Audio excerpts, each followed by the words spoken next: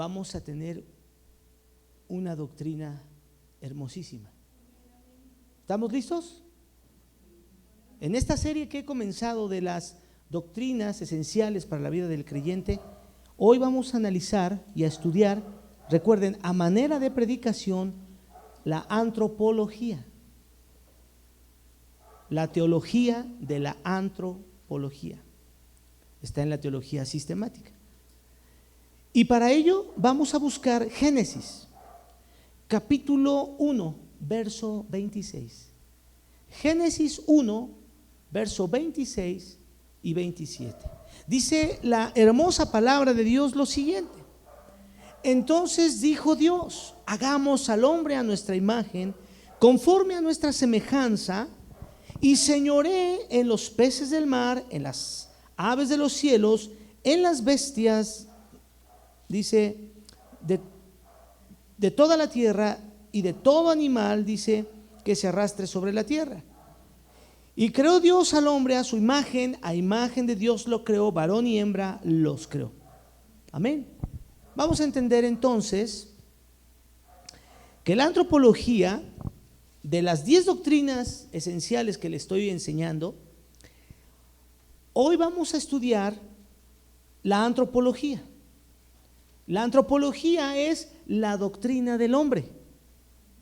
Vamos a comprender quiénes somos nosotros. La antropología es la doctrina del hombre. Miren, a lo largo de la historia y de toda la investigación, el ser humano ha tratado de responder 3 preguntas fundamentales, como ¿de dónde vengo? ¿Quién soy?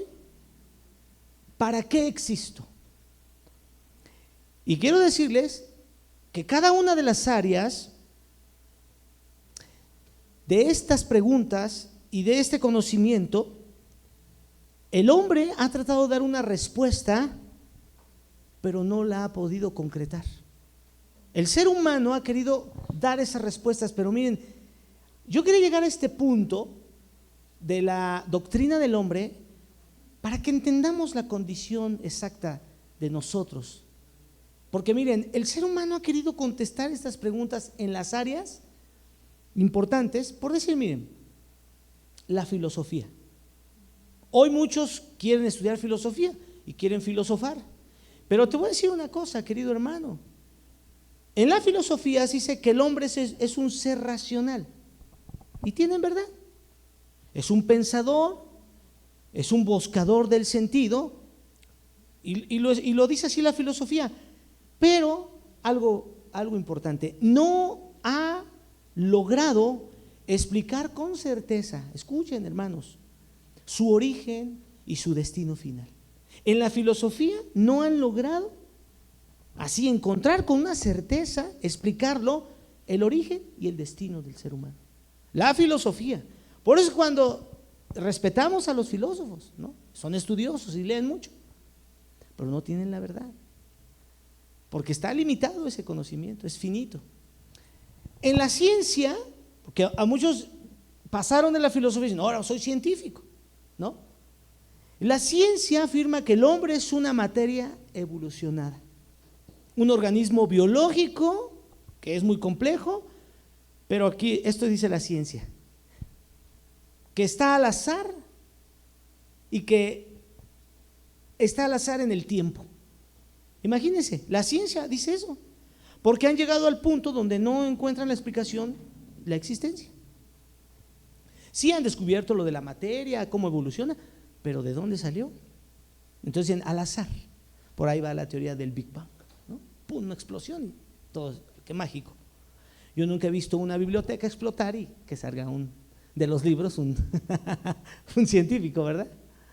No hemos dicho eso. Bueno, la sociología ve al hombre como el resultado de su entorno. El hombre es el resultado de su entorno, de su cultura y de su educación. Pero hay un problema, que en todas estas definiciones describen solamente algo del hombre, queridos hermanos, pero ninguna responde lo importante. Ninguna responde quién es realmente el hombre. La antropología nos permite comprender, ¿sí? ¿Qué es la antropología? Es la doctrina del hombre. ¿Qué nos va a permitir comprender? Lo que Dios dice acerca del hombre. Y aquí toma mucho sentido, miren, ¿qué es lo que dice Dios? Me debe interesar más a mí qué es lo que dice Dios de mí que la ciencia, que la filosofía, que la sociología, que todo eso, hermanos. Y eso está escrito aquí en la Biblia. La antropología, hoy no quiero terminar, porque sí quiero enseñarlo un poco a detalle, porque esto lo tendríamos que estudiar en los discipulados, hermanos. 2, 3 años de discipulado, verso a verso. Y espero que lleguemos un día y que no nos cansemos y que digamos gracias, Señor, por la enseñanza que nos das, porque hay gente que nos quiere enseñar, hay personas que están interesados. No vamos a acabar, pero le quiero enseñar 4 verdades fundamentales del origen del hombre, es decir, de la antropología. Están en esto: el origen del hombre, la naturaleza del hombre, la condición actual del hombre y el destino final del hombre. Entonces, vamos a llamarles que esta va a ser la primera parte de la antropología. Vamos a ver la primera verdad de la antropología. Leímos en el verso 26, entonces dijo Dios: hagamos al hombre conforme a nuestra semejanza y señoree en los peces del mar, en las aves de los cielos, en las bestias y en toda la tierra y en todo animal que se arrastra sobre ella. Entonces, primer verdad de la antropología es que el origen del hombre, el hombre fue creado a imagen de Dios. Note y aprenda esas 2 palabras: hagamos al hombre a imagen y semejanza. Son las palabras que nos van a ir guiando. Dice entonces que el hombre fue creado a imagen y semejanza. Es decir, nuestra dignidad, nuestro valor no provienen del azar, como lo dice la ciencia. Dignidad y valor no provienen del azar, sino ¿de quién? De nuestro Creador. Por eso dice la palabra: y hagamos al hombre. Es decir, no somos un accidente en la historia, no estamos aquí porque se le ocurrió a no sé quién, al azar, sino que somos el resultado de una decisión soberana de Dios. Escuche ahí el versículo, dice hagamos, es una decisión. Somos la decisión soberana de Dios. Somos la noble y magnífica decisión de Dios. ¿Qué significa, hermanos, ser creados a imagen de Dios? ¿Por qué es importante que yo, fíjense, que yo me conecte con estos mis principios, mi naturaleza? Ser creados a imagen de Dios no se refiere a la apariencia, porque a Dios nadie lo ha visto. O sea, nadie ha visto la apariencia física de Dios. Entonces, no se refiere a que somos en apariencia física, sino que somos semejantes a imagen en capacidades espirituales. Diga conmigo: capacidades espirituales. Esto es importantísimo, hermanos, porque aquí se rompe todo de que no puedo, no sé. Somos semejantes a capacidades espirituales que Dios puso en nosotros. Y Dios no dijo a menganito y a sutanito, dijo Dios: a mi creación hagámoslos a semejanza nuestra. Entonces, Dios lo puso y eso nos distingue de toda la creación. Amén. Eso nos distingue de toda la creación. Por eso somos diferentes. ¿Qué significa? Que fuimos creados con una conciencia moral. Somos creados con una conciencia moral. ¿Y cómo es esto? Podemos distinguir el bien y el mal. Es decir, Dios puso en el corazón del hombre una ley. Fíjese cómo va esto, conciencia moral para distinguir el bien y el mal. Entonces nosotros como hombres, como seres humanos, tenemos una ley en nuestro interior. Y esa ley nos está permitiendo entender y reconocer lo correcto y lo incorrecto, lo santo y lo profano. Vean qué importante es la antropología del hombre. Porque para las personas que dicen, no, yo no sé, no, sí, Dios puso eso. Dice Romanos 2, 14 y 15. Vayamos a Romanos, hermanos, 2, 14 y 15. ¿Todo bien por allá? ¿Sí? Romanos 2, 14 y 15. Dice la palabra, porque cuando los gentiles que no tienen ley hacen por naturaleza lo que es de la ley, estos, aunque no tengan ley, son ley para sí mismos, mostrando la obra de la ley escrita en sus corazones, dando testimonio en su conciencia y acusándoles o defendiéndoles sus razonamientos. Es decir, todo ser humano tiene la capacidad de distinguir entre lo correcto y lo incorrecto, entre el bien y el mal, entre lo santo y lo profano. ¡Wow, hermanos! ¡Qué hermoso! ¡Qué hermoso! Porque miren, aprendemos estas verdades. Esa es la primera verdad. Que entonces fuimos creados, nuestro origen, nos crearon a imagen y semejanza. Entonces tenemos esta capacidad, pero también Dios puso la capacidad racional.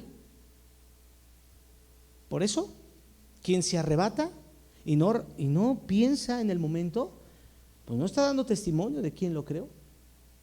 Pero fíjense, queridos hermanos, ¿por qué puso esa capacidad racional nuestro Dios en nosotros, en el ser humano? Lo hizo para que pensáramos y para que pudiéramos decidir. Es decir, Dios nos dio una mente para razonar. Por eso yo le digo, lo único así punzante que te exige la palabra de Dios, lo primero es que uses tu intelecto, que razones la palabra. Tú y yo tenemos que aventar todos los kilos, ¿no? Decimos así, a pensar, a ver, voy a leer la palabra y voy a pensar, voy a usar mi razón, voy a usar el intelecto, porque esto lo puso Dios en mi vida. Nada de que digamos, ay, yo no entiendo la Biblia, por eso no la leo. ¿Cómo, querida iglesia? Eso no se acepta. Ningún pastor va a aceptar eso, ningún líder va a aceptar eso, ningún creyente va a aceptar eso, porque estamos entendiendo que entonces Dios nos hizo razonar, porque podemos crear, podemos elegir caminos, podemos tener pensamientos.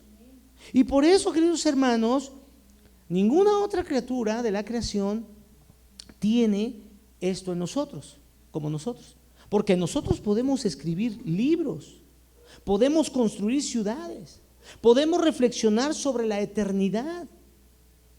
Y ninguna otra criatura lo puede hacer. Por eso nosotros somos a imagen y semejanza de Dios.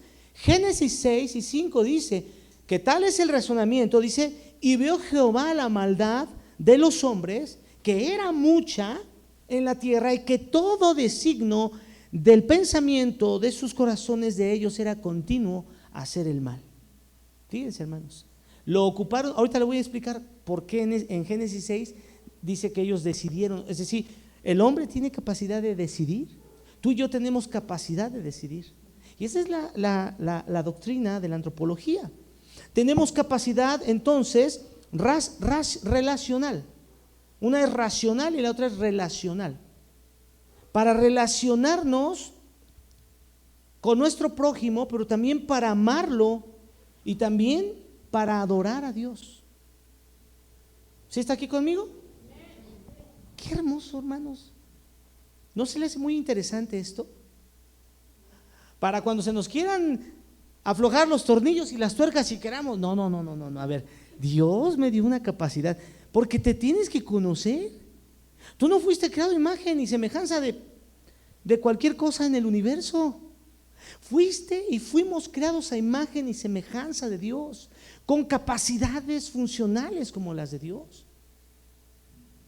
Había en mi generación unos pequeños como reels o comerciales que te ponían para pensar. ¿Se acuerdan de Trabucles?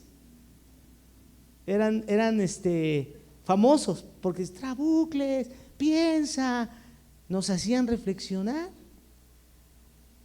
¿Ya no se acuerdan de eso? Uy, no. Estoy hablando de los 90.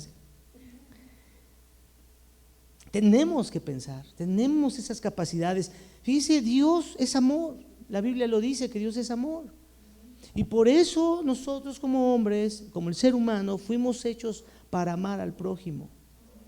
para vivir en comunión, para adorar a nuestro Creador. Por eso todo el tema de la redención redunda en el amor. Si Dios no fuera amor, Él no hubiera dicho, ya ni modo, esa creación hago otra, total, tengo mucho poder. Sin embargo, Él dice, yo soy amor, entonces por amor di a mi Hijo. Y por amor amó tanto al mundo. Y entonces nosotros tenemos esta capacidad de poder, hermanos, adorar, amar, tener comunión con el Creador. Y desde el principio, allí en el capítulo 2 de Génesis, verso 18, cuando Jehová dijo, no es bueno que el hombre esté solo, le haré ayuda idónea para él. Fíjate lo que dijo Dios. ¿Qué significa esto? Que entonces, como seres humanos, fuimos diseñados para relacionarnos con nuestro prójimo, para tener familia, para tener amistades, para convivir, para vivir en comunidad y sobre todo, te lo quiero decir, para adorar a Dios. Es decir, nosotros podemos comprender, queridos hermanos, el verdadero valor de nuestro Creador. Como seres humanos tenemos ese valor también de Él. Ese valor no está en lo que poseemos solamente, sino en lo que llevamos dentro. El valor del hombre está en lo que lleva dentro, en el sello que lleva. Somos imagen de nuestro Dios creador del universo. Somos imagen. ¿Qué le parece primer verdad, hermanos? ¿Cuántos decimos amén? ¿Está interesante? Es muy interesante porque esto me da esa identidad. ¿Qué me voy a andar sintiendo algo que no soy? ¿Qué me voy a andar metiendo en la cabeza algo que no soy? Exacto, no está de moda eso. No lo digo porque no se me avientan encima en las redes, pero soy imagen y semejanza de Dios, las capacidades que tengo. Vamos a ver la segunda verdad de la antropología del hombre. Primera Tesalonicenses 5:23. Yo creo que hoy vamos a ver nada más dos verdades en esta primera parte y la siguiente parte el otro miércoles, porque está interesante y no nos va a dar tiempo. Pero entonces, ¿qué dice Primera Tesalonicenses 5:23? Y el mismo Dios de paz os santifique por completo, y todo vuestro ser, espíritu, alma y cuerpo sean guardados irreprensiblemente para la venida de nuestro Señor Jesucristo. Entonces, la Biblia me está enseñando, en la segunda verdad, la constitución en la que estamos. Estamos formados en esa segunda verdad como Dios. Estamos formados. Vamos a entender, dice, el Dios de paz nos santifique. Vamos a ver cómo está formado el hombre, porque nos dio una constitución. ¿Qué significa? Hay dos cosas, hemos hablado mucho. Una es la dicotomía, lo cual significa que estamos formados una parte material llamada cuerpo y una parte inmaterial llamada alma y espíritu. Se dice dicotomía, pero también hay otro término que es una tricotomía. Estamos constituidos el hombre a semejanza de Dios. ¿Sí? ¿Cuál es la tricotomía? ¿Qué significa? Yo les he hablado mucho de esto. 3 partes. En lo físico es el cuerpo. La mente, las emociones y la voluntad es el alma. El espíritu es lo que se relaciona con Dios. Esta es la constitución del hombre. Estamos constituidos como Dios, fíjate. Pero vamos a entender lo que digo, no a pensar que estoy diciendo que somos Dios, no. Nuestra constitución es semejante a Dios, porque es el Padre, el Hijo y el Espíritu Santo, y están unidos. Esa es la hermosa Trinidad. Y nosotros resulta que tenemos espíritu, alma y cuerpo, ¿sí? Entonces el ser humano tiene mira, tú y yo tenemos una unidad integral creada por Dios. Por eso todo el ser humano, sí, hermanos, vivimos en una vida perfecta. Que decidamos portarnos mal, que decidamos ir a donde nos dice que no, bueno, es otra cosa.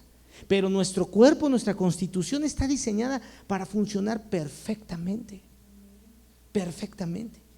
Por eso, miren, hermanos, no sé si te gusta cómo te lo digo yo, pero cuando tú notas, porque acuérdate, tienes la capacidad de entender lo bueno, lo malo, lo correcto y lo incorrecto.